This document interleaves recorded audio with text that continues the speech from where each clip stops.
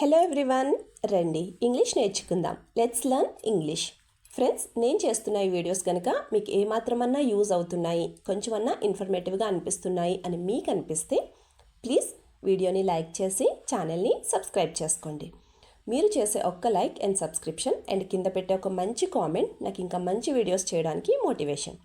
So friends, if you like the video please do like, share and subscribe to my YouTube channel. So ఇంకా late చేయకుండా let's dive into the video. Previous వీడియోలో అడిగిన GK question, which vitamin is not found in fruits and vegetables? Answer వచ్చేసి vitamin D. మరి ఇవాల్టి GK question, which country has most number of dams in the world? Answer కింద comment సెక్షన్లో comment చేసి చెప్పండి. First sentence of this video, వాళ్ళింటిలో ఎందుకు తిన్నావు? ఈ సెంటెన్స్ని మనం ఇంగ్లీష్లో ఎలా చెప్పాలి అంటే, why did you eat at their house? Why did you eat at their house అంటే వాళ్ళ ఇంట్లో ఎందుకు తిన్నావు అని అర్థం.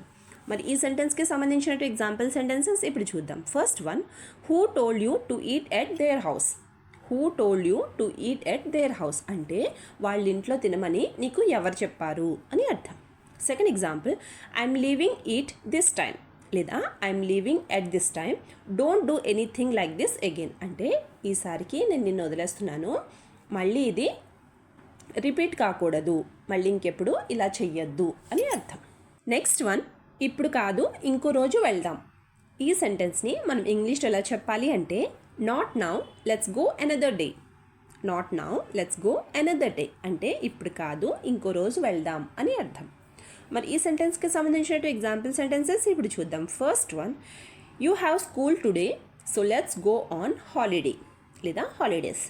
You have school today so let's go on holidays అంటే ఈరోజు నీకు స్కూల్ ఉంది, సో మనం సెలవుల్లో అక్కడికి వెళ్దాము అని అర్థం.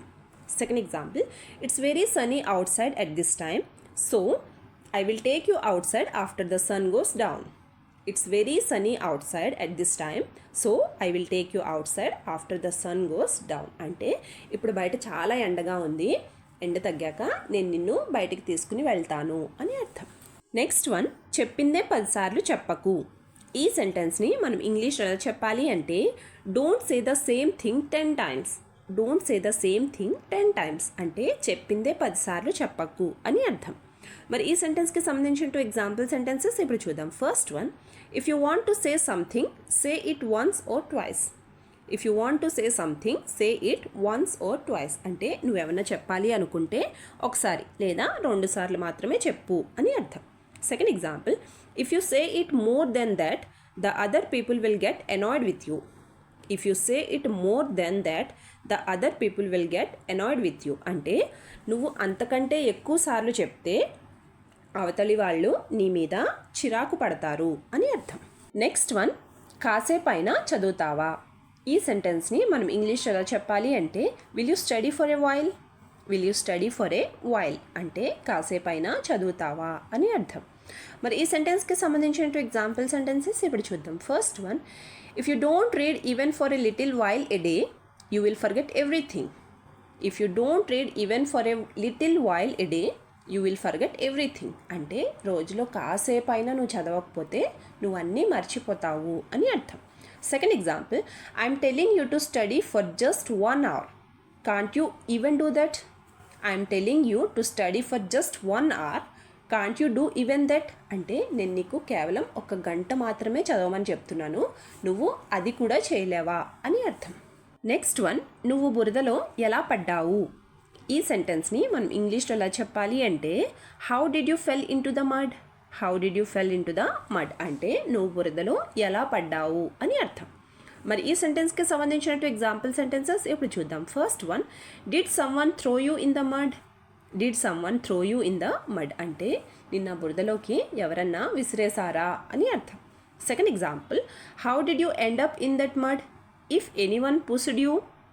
How did you end up in the mud if anyone pushed you అంటే నువ్వు ఆ బురదలోకి ఎలా పడిపోయావు, ఎవరన్నా నిన్ను తోసేసారా అని అర్థం. Last sentence of this video, నువ్వు ఐస్ తింటున్నావా? ఈ సెంటెన్స్ని మనం ఇంగ్లీష్లో చెప్పాలి అంటే, are you eating ice? Are you eating ice అంటే నువ్వు ఐస్ తింటున్నావా అని అర్థం. మరి ఈ సెంటెన్స్కి సంబంధించిన ఎగ్జాంపుల్ సెంటెన్సెస్ ఇప్పుడు చూద్దాం. First one, do you eat ice cream every time you open the fridge door? Do you eat ice cream every time you open the fridge door అంటే నువ్వు ఫ్రిడ్జ్ డోర్ తీసిన ప్రతిసారి ఐస్ క్రీమ్ తింటున్నావా అని అర్థం. Second example, if you eat ice cream all the time you will definitely catch a cold. If you eat ice cream all the time you will definitely catch a cold అంటే నువ్వు ఇలా ప్రతిసారి ice cream తింటూనే ఉంటే నీకు జలుబు చేసేస్తుంది అని అర్థం. వీడియో లాస్ట్ వరకు చూస్తున్నారు అంటే నా వీడియో మీకు నచ్చుతుంది, అలాగే నా వీడియో మీకు ఎక్కడో చోట యూజ్ అవుతుంది అనే కదండి. సో ఫ్రెండ్స్, ప్లీజ్ నా వీడియోని లైక్ చేసి ఛానల్ని సబ్స్క్రైబ్ చేసుకుని మీ సపోర్ట్ నాకు తెలియచేయండి. Thank you.